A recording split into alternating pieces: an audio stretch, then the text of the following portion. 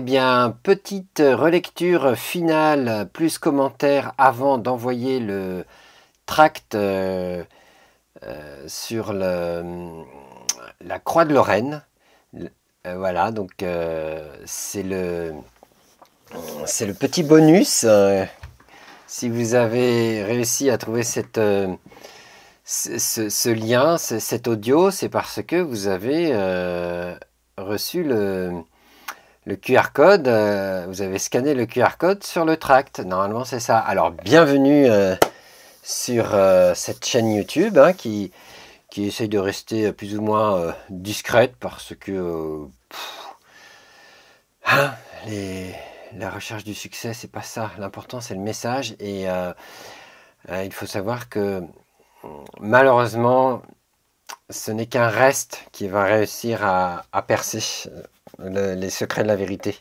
Ça a toujours été comme ça et ça le sera éternellement parce que, enfin, jusqu'à la venue du Messie. Après, ça sera encore différent.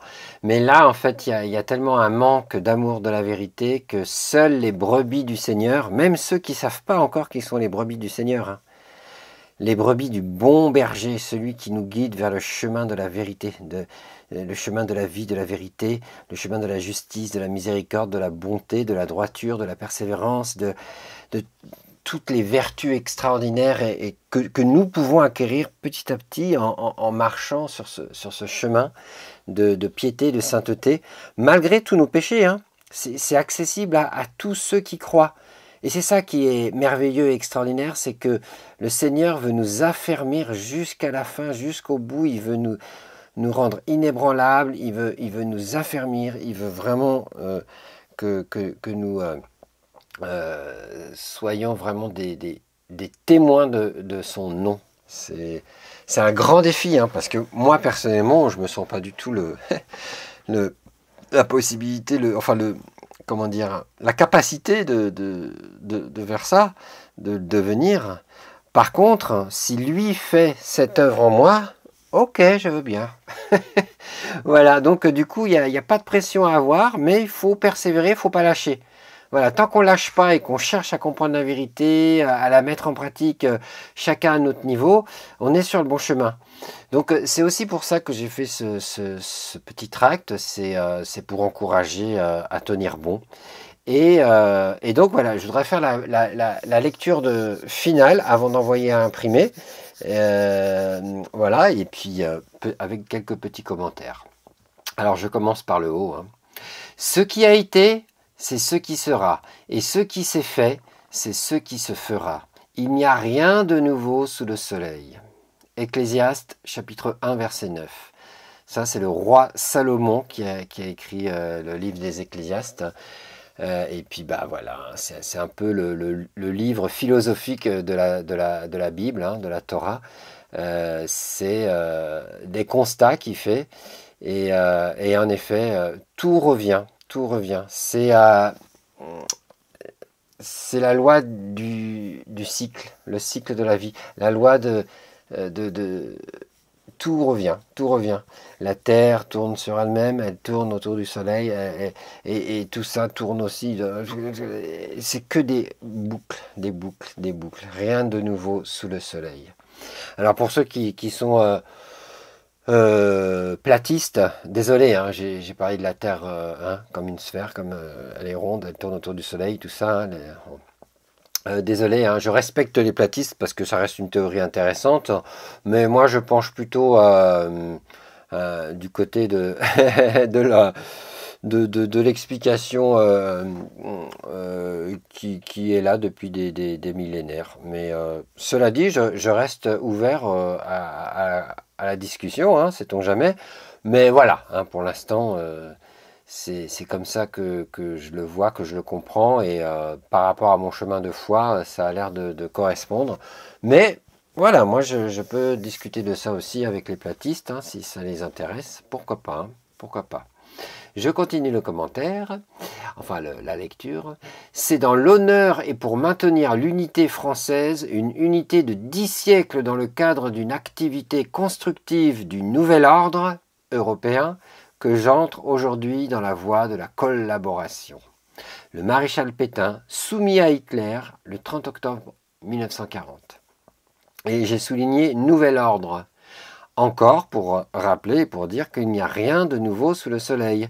Depuis toujours, l'élite en place de tout temps cherche à dominer le reste du monde. Et il le fait en voulant instaurer un nouveau fonctionnement, un nouvel ordre beaucoup plus universel, généraliste, global, un nouvel ordre mondial en fait. Et là en l'occurrence c'était européen parce que c'était juste le début du processus, mais Hitler avait en projet de dominer sur toute la terre entière, hein, et puis d'éliminer tous ceux qui le dérangeaient, hein, à commencer par les juifs, mais ensuite il serait passé au suivant, hein, il avait vraiment cette vision du nouvel ordre mondial, hein, qui à l'époque, c'était juste le projet du nouvel ordre européen, mais en fait, c'est tout à fait la même chose, hein. Le nazisme, rien qu'au logo qui a été choisi, c'est comme un peu hein, la croix gammée, on voit que c'est quelque chose qui... Hein, comme une étoile...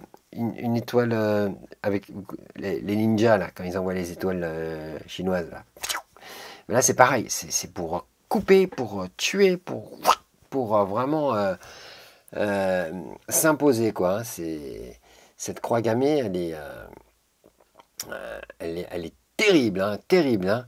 Et pourtant, c'est le symbole d'autre chose aussi, hein, c'est le symbole de l'éternité, mais ça a été perverti, inversé et incliné. Donc comme quoi, hein, les symboles, quand on commence à les modifier, ça peut vouloir dire tout autre chose, hein. Donc... Et là, c'est vraiment le signe d'une dynamique, comme une étoile japonaise, là, une étoile chinoise, je ne sais pas comment on dit, là, chez les ninjas, là, quand ils envoient les...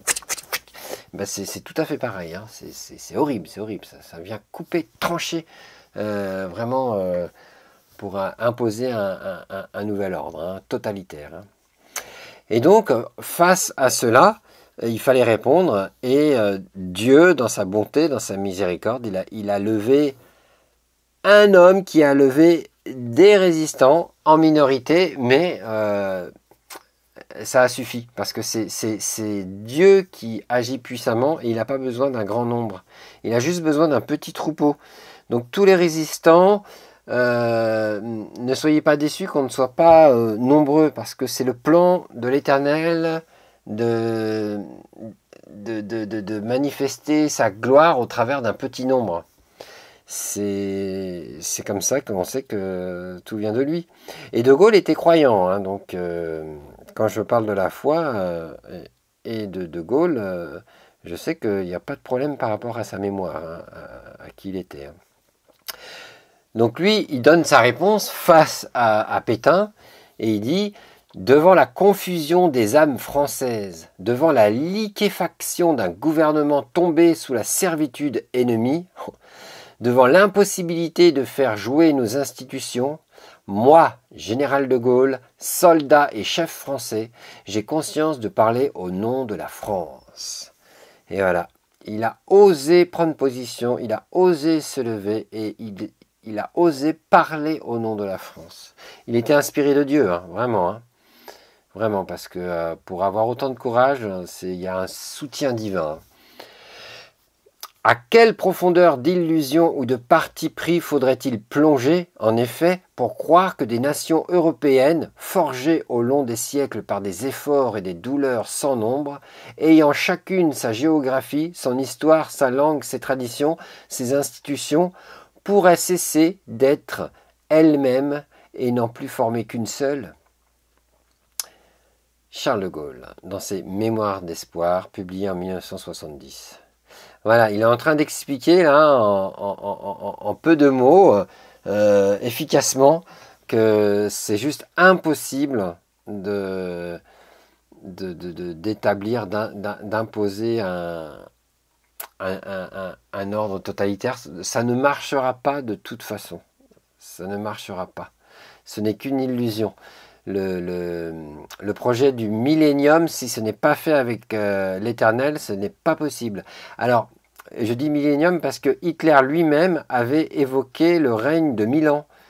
Hein, parce qu'il était, il était pas vraiment croyant, quoi. Il était fanatique surtout, mais il connaissait quelques préceptes de la Bible, et donc, comme tout fanatique, hein, il prend des extraits bibliques pour les utiliser en sa faveur, pour son parti, et donc il voulait vraiment instaurer un règne totalitaire de 1000 ans.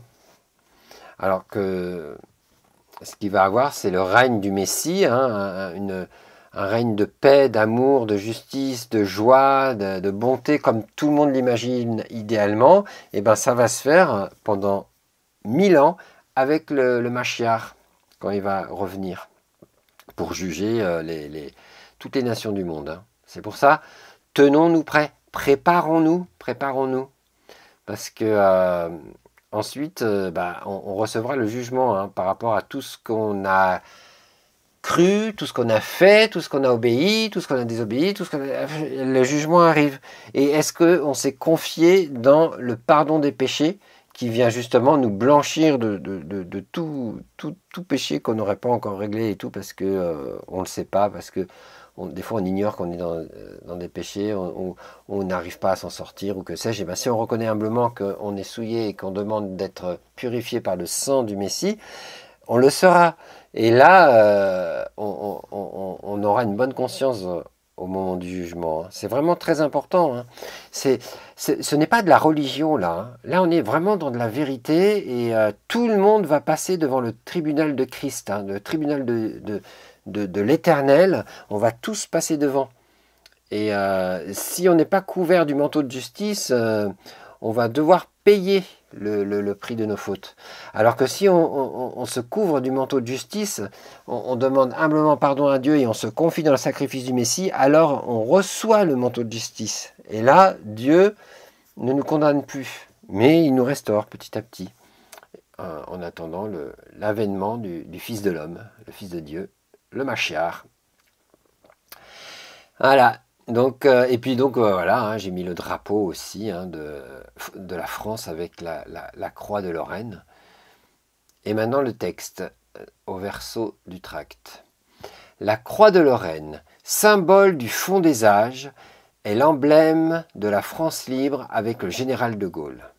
La croix de Lorraine est le symbole qui s'oppose frontalement à la croix gammée nazie, Amalek. Alors, Amalek, c'est un code biblique, hein, et puis c'est aussi c'est dans la Bible, hein, ça incarne vraiment les Amalicites, hein, c'est tout un peuple, et puis Amalek, c'est vraiment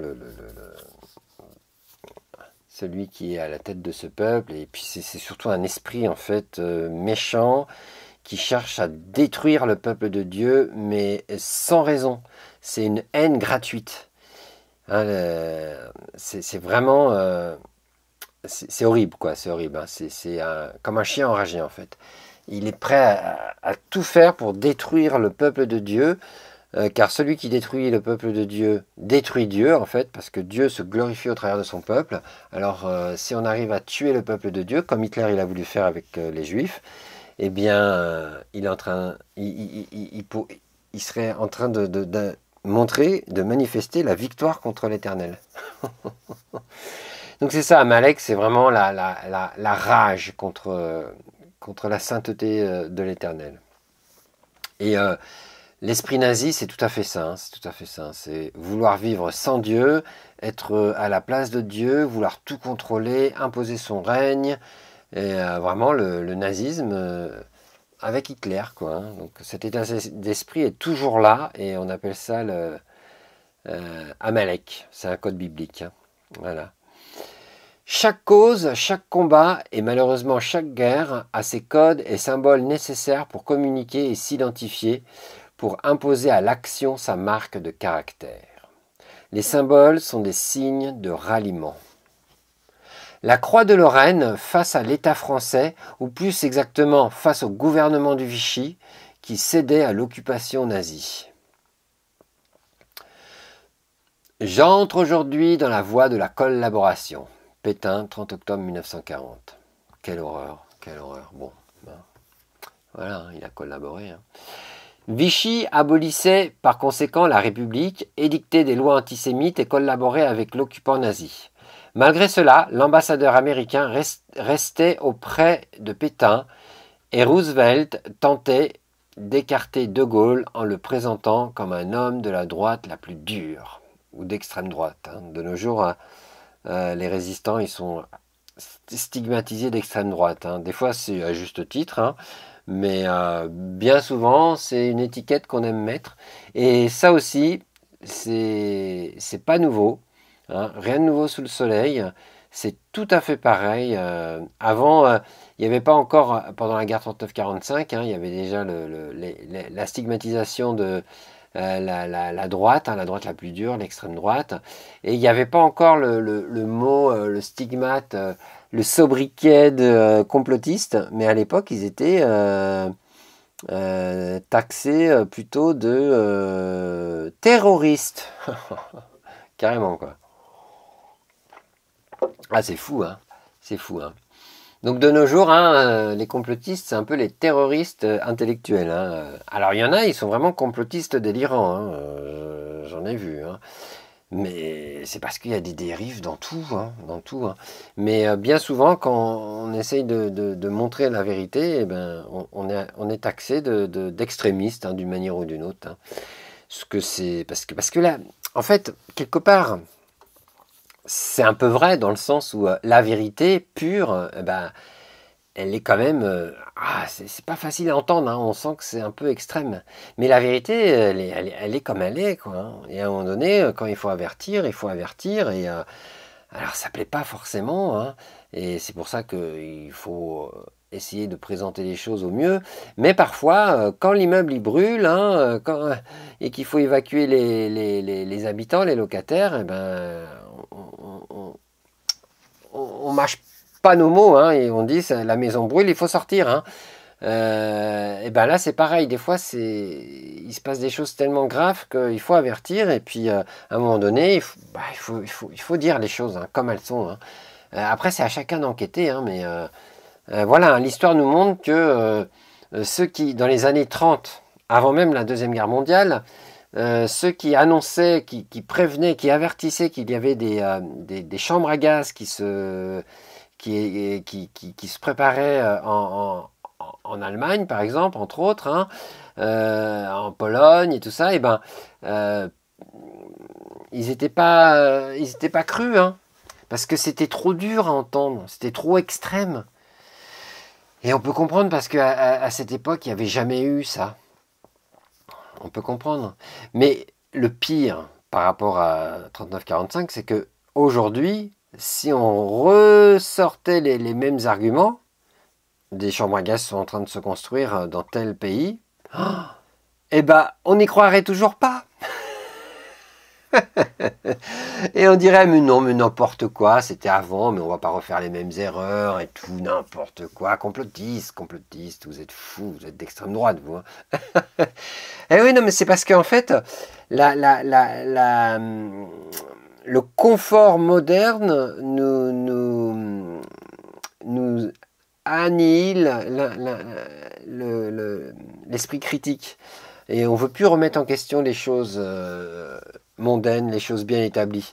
Et donc, quand il y a vraiment un changement, on n'y croit pas, jusqu'au jour où eh ben, on s'aperçoit que c'était vrai, mais c'est trop tard. Voilà, mais c'est rien de nouveau sous le soleil. Et on pourrait se dire alors, mais maintenant on a la réponse. Mais comment ils ont fait à l'époque pour se laisser avoir par Hitler et tout ça? Ben, on a la réponse aujourd'hui. On s'est bien fait avoir par les présidents actuels. Hein. C'est tout à fait pareil. Hein. C'est tout à fait pareil. Hein. Alors, il y en a qui vont dire, ouais, mais c'est pas le même extrême.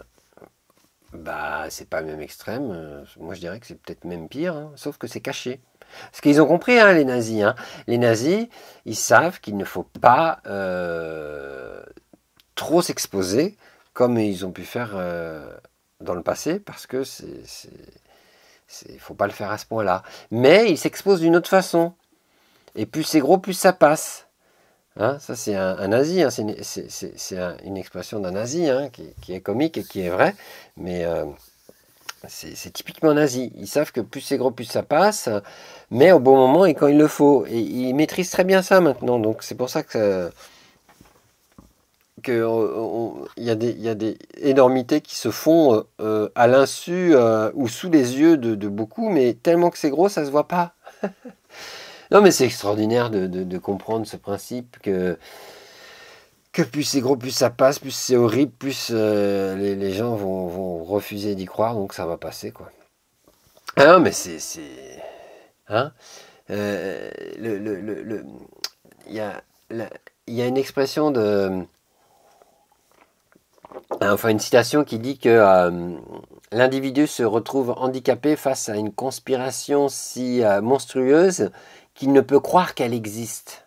Hein, il est connu celui qui a dit ça, là, le premier directeur de la CIA, je crois, ou FBI, enfin bref, hein, ça se retrouve facilement. Mais en tout cas, le principe, c'est que euh, la- quand on commence à réaliser que le pire existe et qu'il se fait actuellement, c'est tellement gros qu'on ne peut pas concevoir. Et il y a un blocage, il y a un plafond de tolérance qui nous fait bugger, qui nous fait bloquer, et on refuse et on rejette en bloc. Et c'est sur ça qu'il compte pour réussir à imposer tout ce qu'il cherche à imposer. Mais, alléluia, l'Éternel les confond. Heureusement que l'Éternel est là. Et c'est pour ça qu'on est toujours dans le combat. Parce que si l'Éternel les avait laissés complètement faire comme il voulait, il nous aurait déjà tous éradiqués. Hein. Eh oui.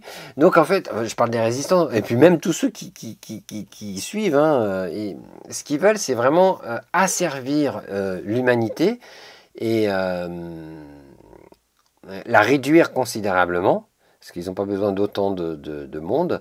Et une fois qu'il y a un nombre satisfaisant, qui est dans à peu près à 5 millions de personnes, hein, et ben là, ils peuvent s'occuper correctement de la planète avec tous leurs esclaves, avec leurs 5 millions d'esclaves qu'ils répartissent sur toute la planète. Et puis, eux, ils peuvent jouir pleinement de leur royauté. Et la Terre, la planète est quand même entretenue comme eux ils l'entendent. Eh ouais, ouais, c'est leur millénium à eux. C'est leur millénium à eux. Donc tout cela est bien réel et ça avait déjà commencé. C'était déjà un nouvel essai. Hein. La Deuxième Guerre mondiale, ce n'est pas la première fois que cet ordre mondial toute cette élite-là, mondialiste, cherche à s'imposer. Hein. Ce n'était qu'une nouvelle tentative qui a échoué, et aujourd'hui ils essayent encore, mais c'est pas si facile pour eux. Hein. Faut pas croire que c'est simple pour eux. Hein. C'est assez dur. Hein. Et parce qu'il y a la résistance, parce qu'il y a plein de paramètres, et l'Éternel les confond. Heureusement, merci Seigneur d'être là. On continue par ta grâce. Alléluia. Vichy abolissait par conséquent la République, édictait des lois antisémites et collaborait avec l'occupant nazi. Voilà ce que c'était Vichy. Hein. Malgré cela, donc tous ceux qui parlent de Vichy en bien, bah voilà, hein, c'est vraiment tout à fait l'esprit collabo. Hein. C'est ça, Vichy. Malgré cela, l'ambassadeur américain restait auprès de Pétain et Roosevelt tentait d'écarter De Gaulle en le présentant comme un homme de la droite la plus dure, l'extrême droite, ça j'avais lu, pardon, complaisant envers les communistes. Tant qu'à faire, hein, donc les Russes en gros. Hein. Ouais. Toujours cette guerre hein, entre les deux blocs, là, États-Unis-Russie, en gros, c'est ça. Hein. Accusé de trahison, De Gaulle était condamné à mort par Pétain. Ah, il était même condamné, hein, à mort, quoi. Mais le général continuait d'exhorter les Français à résister. Je le cite, « À tous les Français, la France a perdu une bataille, mais la France n'a pas perdu la guerre. Des gouvernants de rencontre ont pu capituler. » J'aime beaucoup cette expression. Des gouvernants de rencontre. Ça veut dire vraiment des personnes qui sont venues au pouvoir, mais que par vraiment du piston de la relation et non pas par les compétences, quoi. Des gouvernants de rencontre ont pu capituler, cédant à la panique, oubliant l'honneur, livrant le pays à la servitude. Cependant, rien n'est perdu. Rien n'est perdu parce que cette guerre est une guerre mondiale. Ah là là, ce grand général de Gaulle, hein, il était vraiment un rock. Hein. Heureusement qu'il était là. Hein. L'issue de cette guerre fut la victoire de la résistance et des Alliés, mais très vite, une fausse liberté aliénante, géopolitiquement sécuritaire, s'imposa. La France concluait un pacte avec l'élite de Washington qui imposait l'OTAN à l'Europe. Organisation du traité Atlantique Nord, fondée en 1949, assujettissant l'Europe, dont la France, au commandement militaire intégré de l'OTAN. Ces pays devaient ainsi répondre aux ordres de Washington. De Gaulle était pourtant contre ce commandement militaire intégré de l'OTAN, mais il a été écarté des négociations. Ce n'est que le 21 février 1966 qu'il eut la possibilité de libérer la France du commandement intégré de l'OTAN, car, disait-il, c'est la volonté de la France de disposer d'elle-même, ce qui est indispensable pour qu'elle croie à son propre rôle et pour qu'elle puisse être utile aux autres. Cette volonté de la France est incompatible avec une organisation de défense dans laquelle elle est subordonnée. Mais cela ne durera qu'un temps, comme on le sait. Washington évoquait un coup de poignard de la part du général. La tension montait. De Gaulle était aussi contre la guerre des Américains au Vietnam. Et ouais, bah, tout est dit, hein, là, tout est vraiment, il a très bien résumé la chose. Hein. Vraiment, De Gaulle était vraiment un très bon capitaine hein, du bateau qu'est le pays, la France. Hein. La volonté de la France de disposer d'elle-même, ce qui est indispensable pour qu'elle croie à son propre rôle, c'est normal, hein, et pour qu'elle puisse être utile aux autres. Eh oui. Cette volonté de la France est incompatible avec une organisation de défense dans laquelle elle est subordonnée. Si on n'a pas notre indépendance, si on doit suivre des ordres de l'extérieur, alors on ne peut pas connaître notre identité et on ne sait pas qui on est et on ne peut plus aider les autres. On peut vraiment aider les autres quand on sait qui on est, on sait quel est notre devoir. Et la France, elle a l'appel, elle a pour mission de rester... fédératrice de paix, médiatrice de paix et de proposer, de régler les conflits mondiaux. Et la France était vue comme ça, hein, comme un pays neutre pour régler les conflits entre divers pays. Hein. Normalement, c'était le rôle de la France. Mais aujourd'hui, puisque la France est soumise à l'OTAN, eh ben, elle est soumise aux Américains, hein, enfin l'élite de Washington surtout, parce que le peuple américain subit comme nous. Hein. C'est l'élite de Washington, hein, les faiseurs de guerre qui ont la main mise sur l'Europe à cause des contrats bidons comme ça, comme ce traité de l'OTAN là. C'est horrible, c'est horrible. Enfin voilà, hein. Je continue. Parce que la solution, hein, ça serait quoi? C'est sortir de l'OTAN, sortir de l'Europe, reprendre une France libre et indépendante et après, bien sûr, faire des partenariats et tout avec d'autres pays, hein, ne pas se renfermer, mais au moins garder une indépendance. Et là, on retrouve vraiment une puissance économique, militaire, un épanouissement du peuple, enfin bref, vraiment, on retrouve une France libre, digne de ce nom. La France libre n'est pas que sous De Gaulle. Elle est sous le mandat de la justice et de la vérité, neutralisant l'occupant, qu'il soit nazi de Washington ou de Navarre, car la France doit demeurer libre, souveraine, sinon ce n'est plus la France. Voilà, c'est ça. C'est la France libre, ce n'est pas un parti politique, hein, c'est le nom de notre pays. La France doit être libre. Hein, elle n'est pas sous le mandat de Gaulle. De Gaulle n'était qu'un représentant, mais elle est sous le mandat de la justice et de la vérité. On fait tout ça pour la justice, la vérité, quoi, pour être réellement libre. Historiquement, France vient de Gaule. Ça, c'est rigolo. Du latin Gallia. La Providence a nommé le général de la résistance par ce même nom. Il incarnait l'esprit français. Ouais, tout à fait. De Gaulle a dit « Puisque tout recommence toujours, comme Ecclésiaste, hein, chapitre 1, verset 9. « Ce que j'ai fait sera tôt ou tard source d'ardeur nouvelle après que j'aurai disparu. » Mémoire de guerre, tome 3. La ligne directrice d'une France libre attaquée est du refus de la défaite au défi de la victoire.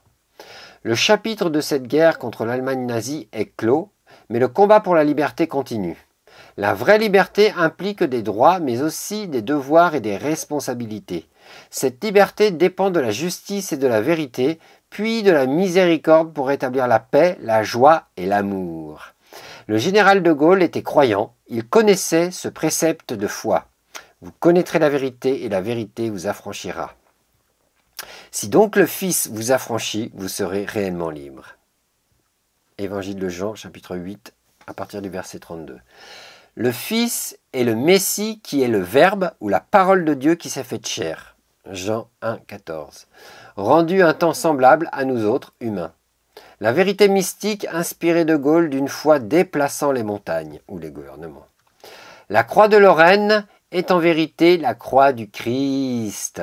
La petite barre horizontale est l'écriteau du motif sur lequel est inscrit le motif de sa condamnation, c'est-à-dire roi des Juifs. Voilà, soi-disant, il s'est pris pour le roi des Juifs. Alors voilà, hein, par hérésie, il a été condamné à mort, mais c'est le roi des Juifs. Il a été haï sans cause, en fait. Hein. Mais bon, c'est le plan de Dieu, c'est l'évangile, c'est toute une compréhension, hein, tout un chemin de foi à découvrir. Hein. Et on retrouve hein, la petite barre horizontale hein, qui est l'écriteau hein, dans Jean chapitre 19, verset 19. Hein. C'est la croix du Messie crucifié, payant le prix de nos fautes devant la justice divine.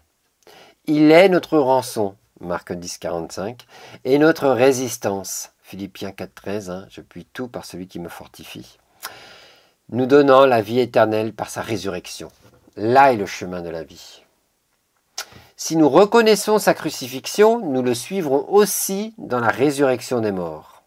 Yeshua, le Messie, a dit « Je suis la résurrection et la vie. Celui qui place toute sa confiance en moi vivra, même s'il meurt. Car il sera ressuscité au dernier jour. » Le Christ dans l'évangile de Jean, chapitre 11, verset 25. Pour résister jusqu'à la fin, il faut croire, espérer, aimer la vie. Charles de Gaulle a dit « La fin de l'espoir est le commencement de la mort ». Il ne lâchait rien. Le désespoir n'existe pas. Il n'est qu'un mensonge qui veut remplacer la vérité. Résistons pour être réellement libres par la connaissance de la vérité. Dieu soutient les justes, qu'ils soient croyants ou non. Chacun son cheminement. Hein. Il ne fait pas de favoritisme, car l'Éternel juge avec justice. Ici-bas, c'est le temps de formation pour nous apprendre à devenir justes et droits. Le juste aime son prochain comme lui-même. La France est une histoire d'amour hétéroclite avec chaque Français, quelle que soit son origine. Et chaque Français porte la France dans son cœur. C'est le patriotisme. Et De Gaulle a dit « Le patriotisme, c'est aimer son pays. » Alors que le nationalisme, c'est détester celui des autres. Et ça, Hitler, il était complètement nationaliste hein, dans ce contexte-là. Voilà, c'était un message d'encouragement pour tenir bon dans la résistance et dans la foi, car nous sommes en guerre malgré nous, légitime défense, une guerre provoquée par les oligarques s'étant détournés de Dieu, voulant prendre le contrôle sur l'humanité par l'entremise de l'OMS et l'ONU, et le concours du WEF, World Economic Forum, hein, le Forum économique mondial de Davos, là. Une guerre de l'élite ou l'élite mondialiste contre les peuples États-nations pour les asservir à la volonté d'un ordre unique, totalitaire, transhumaniste. Résistons! Oui, l'élite ou l'élite, hein, c'est parce qu'en fait l'élite dans la tradition juive, c'est en gros, c'était la première femme d'Adam, mais c'est toute une étude hein, pour bien comprendre. Hein. Mais en gros, on peut aussi dire que c'est la femme de Satan. Hein. En fait, c'est que des codes hein, pour comprendre des subtilités, mais en très gros, hein, c'est satanique, c'est le diable, hein, c'est l'ennemi de nos âmes, hein, en très gros. C'est un surnom. C'est un surnom. Voilà, c'est tout un sujet. Hein. Voilà, donc c'était la lecture du tract avec quelques commentaires. Voilà, bah, merci de donner votre avis, si ça vous a plu, s'il y a des choses à améliorer pour, pour la prochaine fois, pour une nouvelle publication. Enfin, c'est toujours bon d'avoir un retour afin d'apprendre des nouvelles choses, car on, on, on apprend de tout le monde en fait. Hein. Voilà, Dieu parle tantôt d'une manière, tantôt d'une autre. Et quand on dit des vérités, des choses vraies et justes, bah c'est Dieu qui parle hein, en fait. Hein. Mais il faut aussi savoir les dire avec l'amour, la miséricorde, enfin tout ce qu'il faut, hein, toutes les vertus pour que ce soit vraiment conduit par l'Éternel. Hein, parce que sinon, dire des vérités juste pour le plaisir de vexer, de faire du mal, c'est pas bon là. Dans ce cas-là, il faut pas dire la vérité, quoi. C'est toujours en fait vouloir parler en vérité, mais en vue de la paix. Hein. Y a un prophète hein, dans la Bible qui dit ça. Parler à chacun selon la vérité, mais en vue de la paix. Il faut dire à notre prochain la vérité, mais on y met les formes du mieux qu'on peut parce que c'est en vue de la paix et non pas en vue de se faire la guerre. Non, non, non, ça, il faut pas. Hein, il faut pas. Donc voilà, et puis donc ce tract a pour but de dire la vérité, d'encourager, de soutenir, et tout cela en vue de la paix. Hein. Voilà, c'est ça en fait. Hein. Et de nous préparer aussi à la venue du Messie qui arrive bientôt. Et oui, oui, parce que hein, c'est sûr que tant qu'il n'est pas venu, on peut avoir des doutes. Hein, mais quand il sera là, quoi. Hein. Et il sera là, il va venir. Hein. C'est juste une question de temps. Et s'il tarde à venir, c'est justement pour donner l'occasion à un maximum de personnes de se détourner de leur faute, quoi. Voilà. Eh bien, je vous dis à bientôt. Merci pour votre attention. Au revoir.